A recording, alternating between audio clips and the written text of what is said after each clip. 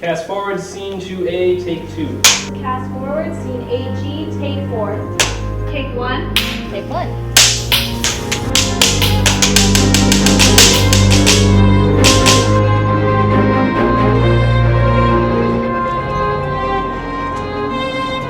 The idea I had behind the class was to teach a class in which in 1 quarter, 10 weeks, the students will learn everything it takes to make a film or a television movie or something, starting from the very beginning where you either get an idea or buy a property or do something and then develop a script and then put together a cast and a director and all the kind of stuff it takes, and then the actual production of it, prepping for the production, and then the production itself, and then all the post-production, everything that goes into finishing it, music, visual effects, and all of that. Background. Action. Well, there's a serious case of supermegalotto fever out here today. What I wanted to do was a professional film. I didn't want to make a student film because they've all made student films and they know what that's all about. We had a unique opportunity to bring somebody who's worked in the industry at a A-game level, which is executive producing endlessly, whatever 5 seasons of the X-Files.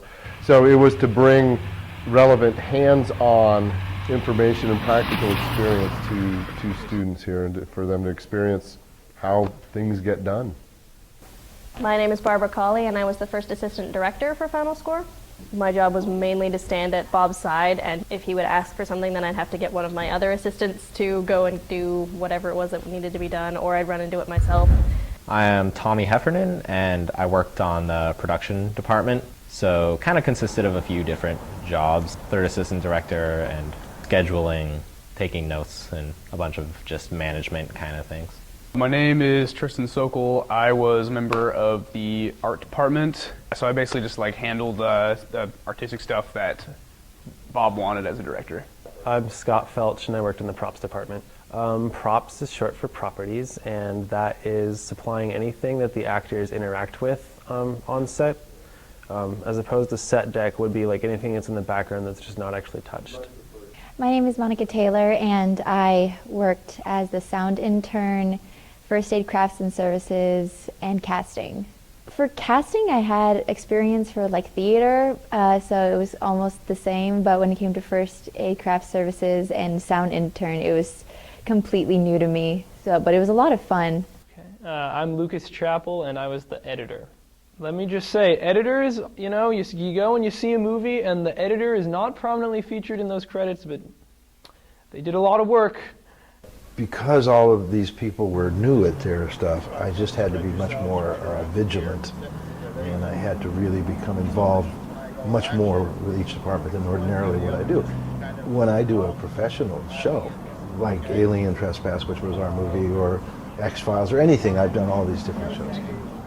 I hire the best possible people I can find. So I've got, for every department, are a group of very professional people who, for the most part, have had a lot of experience, and then my job more is guiding them for the kind of taste and level of production and performance and all of that that I expect. But I'm dealing with a group that have already done it so many times, it's not like I really had to worry about, oh my God, are they going to find that key prop, or is it ever going to show up, and that kind of thing. So that was a difference. So I had some sleepless nights. And as we reach the middle of the intersection right here is where the Jeep T-bones the car. So we only have one take at it because I think it'll ruin both cars. Just kidding. It was interesting working with Bob. He's a very interesting character. It was a lot of fun, actually. He's got a sense of humor, and he's fun to work with, and he was pretty good about understanding that I really had no idea what I was doing to begin with, but I picked it up pretty quickly. And so, if I needed to know how to do something, he'd tell me how to do it, and then I could get whatever needed to be done. Bob definitely has, as a director, he definitely has a very definite idea of what he wants. So he would tell us what he wanted. We would have to respond to it, and if he didn't like it, he would tell us right out he didn't like it, and so you have to do it over again. And so that, to me, was actually really fun because you had to create something on a deadline, something artistic on a deadline. You kind of expected to be a really fast learner, which was challenging, but if you did a good job, Bob would definitely recognize you for it, and it's a lot of fun. He is just a wealth of knowledge because, you know, he's the only one of us who's really been in the industry and knows the ins and outs of how everything works. I'm going to remember a lot of the advice he gave in this class for a long time because it's just, you know, really valuable. Adam, don't do that. Look at me. Can you help me move this table? Adam, how did you pay for this? Got it. How did you pay for this? Put it on plastic. Take care of With it. what? You don't have a job. You won't even look for a job. I am not paying for this. Emily. I was just thinking how great a 50-inch TV would look in our place. My place. It's my place. You know what you should do? Maybe you ought to find your own place. And I am not paying for that TV. Never again.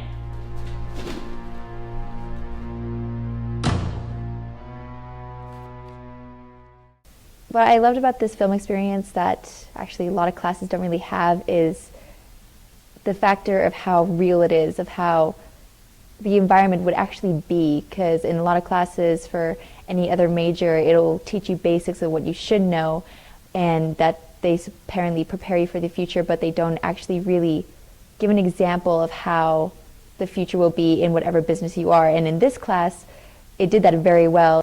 I'm not going to kid you. It was a bit of a struggle. Sometimes I had to get a little bit tough, but here's my thought. They want to learn the business, and it's a tough business. You know, they're not going to get out into the real world and find it's a piece of cake. And by the way, when I got a little tough, they responded great. They really did. I was really impressed. And then seeing the results of the film, which I was very happy with. When you get down to what goes into making a movie, and I think that was one of the big lessons of this class, it's like, it's really tedious, and you know, there's a lot of repetition. There are a lot of non-glamorous jobs where maybe you're standing out in the cold for hours holding up lights so they don't blow over or get stolen, you know? It's like, I feel like that's sort of what Bob wanted to convey in some ways. It's a lot more work and a lot more time and a lot more manpower. That's just all the differences that go into the trade-off for production quality and just getting it done. Because you could just get it done in a day and it, you know, it's a little video, whatever.